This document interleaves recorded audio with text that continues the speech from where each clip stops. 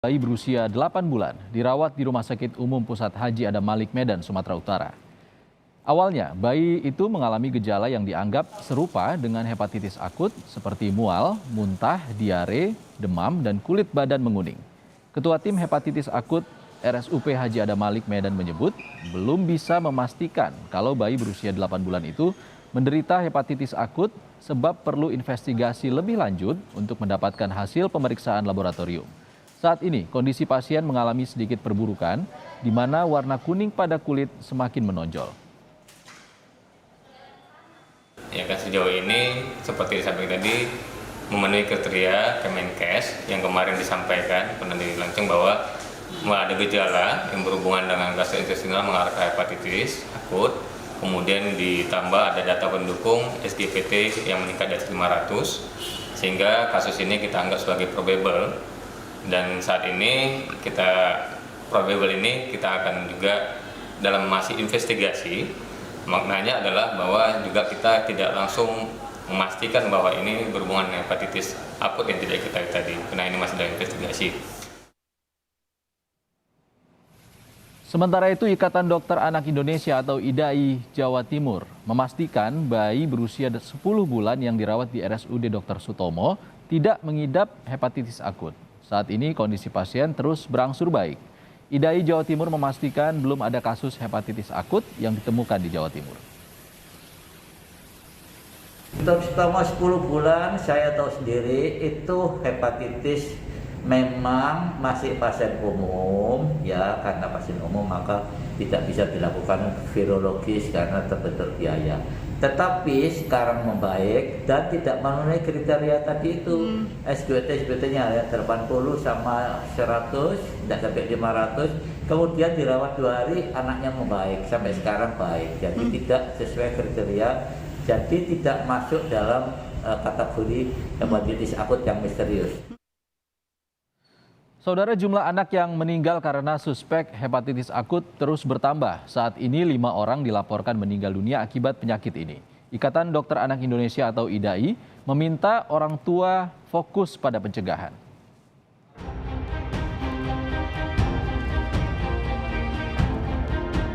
Kementerian Kesehatan menyebut ada 15 kasus hepatitis akut yang terdeteksi di 5 provinsi di Indonesia sejak ditemukannya kasus pertama pada tanggal 27 April lalu, yaitu 11 orang di DKI Jakarta, 1 orang di Jawa Barat, 1 orang di Jawa Timur, 1 orang di Sumatera Barat, dan 1 orang di Bangka Belitung. Hingga saat ini, Kementerian Kesehatan mencatat ada 5 pasien dilaporkan meninggal dunia. 3 diantaranya di DKI Jakarta, 1 di Jawa Timur dan Sumatera Barat, sementara itu 10 orang lainnya masih dalam perawatan.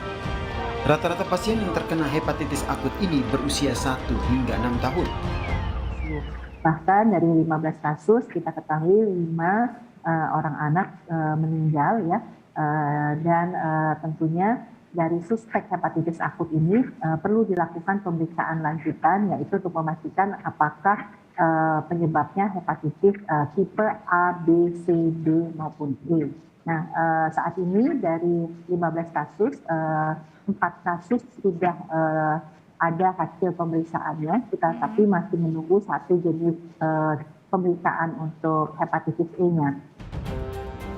Untuk itu, Ikatan Dokter Anak Indonesia atau IDAI menghimbau agar para orang tua jangan panik dan mewaspadai gangguan pada saluran pernapasan dan pencernaan anak. Selain itu, IDAI juga meminta para orang tua untuk memastikan anak mengonsumsi makanan yang matang. Oleh karena itu, langkah-langkah yang dilakukan adalah 1, edukasi tentang PHBS, perilaku hidup bersih dan sehat. Ya, selama pandemi ini kita sudah belajar bagaimana mengatasi penularan melalui saluran pernafasan, ya, melalui masker, jaga jarak, cuci tangan, dan seterusnya. Kemudian juga dilengkapi dengan bagaimana menghindari penularan lewat saluran cerna, konsumsi makanan yang matang, minuman yang matang, menghindari dari pencemaran, ya, makan minum kita. Sementara itu, epidemiolog Diki Budiman menghimbau para orang tua agar memperhatikan kondisi kesehatan anak dengan mewaspadai gejala penyakit hepatitis atau radang hati. Diki juga menghimbau jika orang tua menemukan gejala hepatitis pada anak, segera mendatangi fasilitas kesehatan terdekat.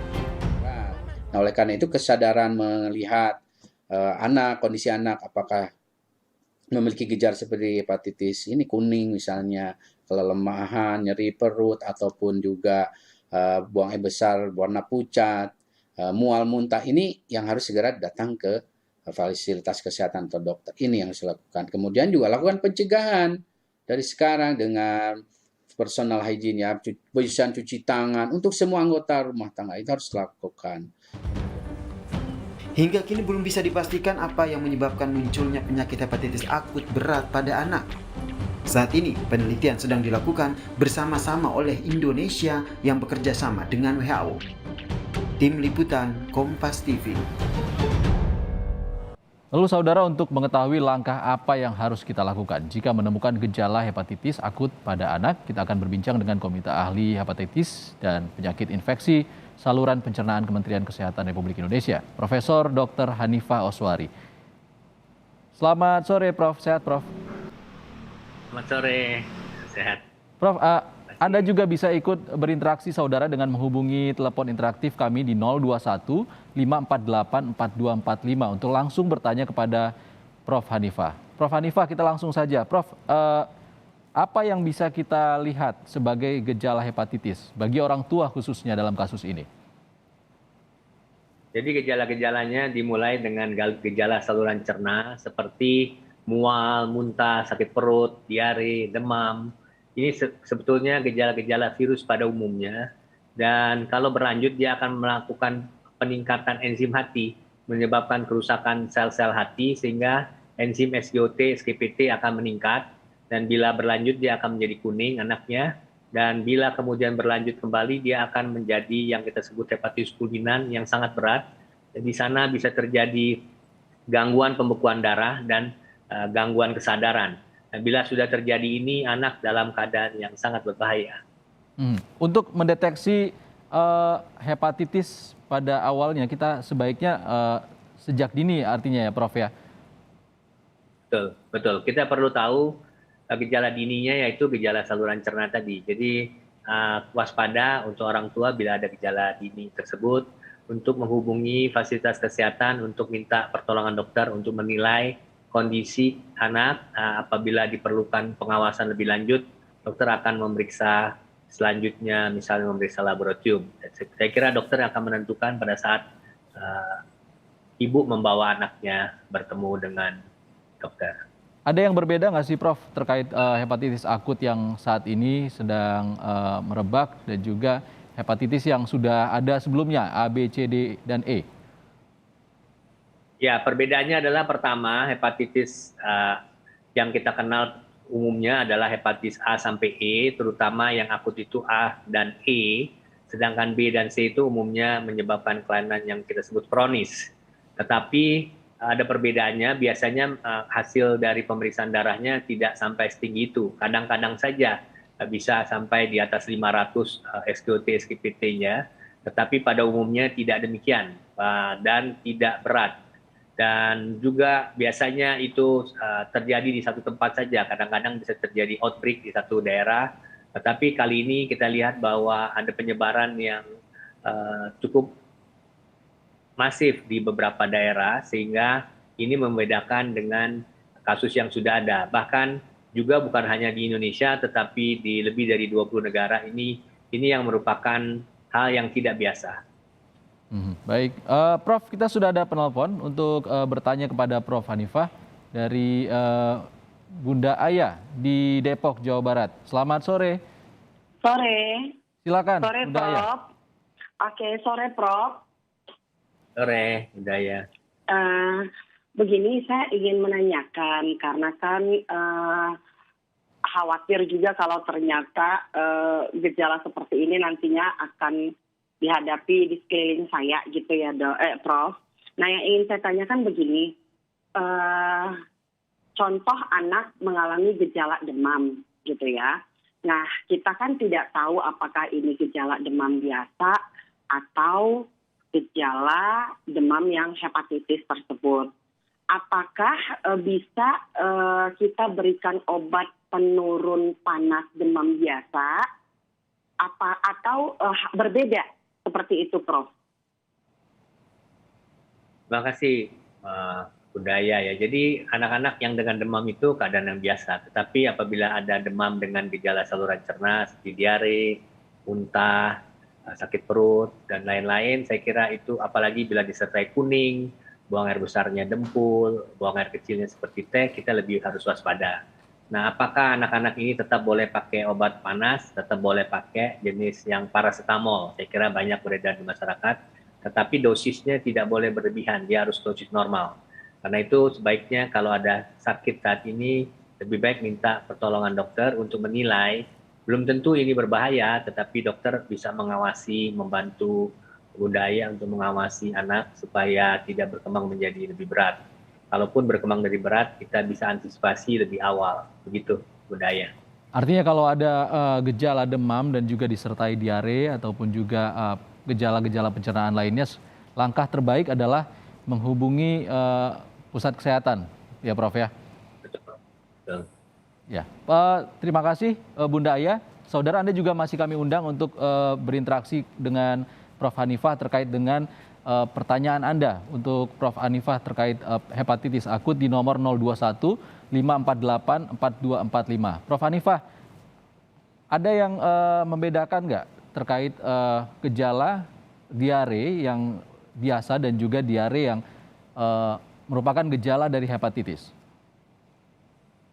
Sebetulnya itu kan sebenarnya gejala prodromal yang kita sebut gejala awal dari infeksi virus. Gejala ini bisa berlanjut dengan gejala hati, yaitu misalnya tadi kuning, buang air kecil seperti teh, dan buang air besar dempul. Itu gejala-gejala yang menjurus ke hati. Pada waktu awal kita sangat sulit membedakannya, tapi sebagai patokan adalah dokter atau tenaga medis bisa melihat perkembangan penyakitnya. Apabila datangnya pada saat awal dia masih baik, kemudian keesokan harinya itu terjadi perburukan yang cepat, saya kira dokter harus lebih berhati-hati untuk keadaan ini. Jangan sampai terlambat mengetahui bahwa ada kemungkinan untuk kasus hepatitis akut yang berat seperti ini. Baik, berikutnya Prof ada penelpon lagi kita dengan Bunda Dwi. Silakan Bunda Dwi. Halo, selamat sore Prof. Sore Bunda Dwi. Iya, gini Prof, kan yang sudah kita tahu tadi sudah kita dengar, apabila memang sudah ada gejala yang mengarah ke arah hepatitis, pertolongan pertama pasti kita akan harus bawa ke rumah sakit. Itu kan ya Prof. Nah, yang saya ingin tanya itu kira-kira penularannya itu selain dari air liur, dari makanan yang mungkin kurang higienis, kalau dari keringat bisa nggak dok menularkan? Ya, memang data-data saat ini penularannya melewati saluran cerna, tidak melewati keringat. Tetapi kalau kita keringatnya terkontaminasi karena waktu kita pegang-pegang tangan yang tidak bersih, sesudah misalnya ke toilet, bisa saja terjadi. Tetapi pada umumnya dia tidak menular melalui keringat, dia tidak menular melalui kecuali melalui saluran makanan dan sebagian dilaporkan melalui saluran nafas. Baik, artinya kita fokus pada pencegahan seperti yang sudah diimbau sejumlah dokter anak di Indonesia, ya Prof ya. Penutup terakhir singkat saja, pencegahannya seperti apa? Saya kira nomor satu pencegahan yang pertama tadi Dr. Piprim, Ketua IDAI sudah menyampaikan, yang paling penting adalah jaga hal-hal yang berhubungan dengan umumnya, misalnya menjaga makanan itu tetap matang, minuman matang, cuci tangan sebelum makan, cuci tangan setelah menggunakan toilet, dan juga hal-hal yang berhubungan dengan pernapasan seperti untuk COVID, itu yang pertama. Yang kedua, bila ada timbul gejala awal seperti gejala saluran cerna, segera minta pertolongan tenaga medis di fasilitas kesehatan untuk bisa diobservasi, dan bila keadaannya lebih berat, kuning, saya kira lebih cepat lagi untuk datang ke fasilitas kesehatan terdekat. Baik, terima kasih Profesor Dr. Hanifah Oswari dari Komite Ahli Hepatitis dan Penyakit Infeksi Saluran Pencernaan Kementerian Kesehatan Republik Indonesia. Sehat-sehat Prof.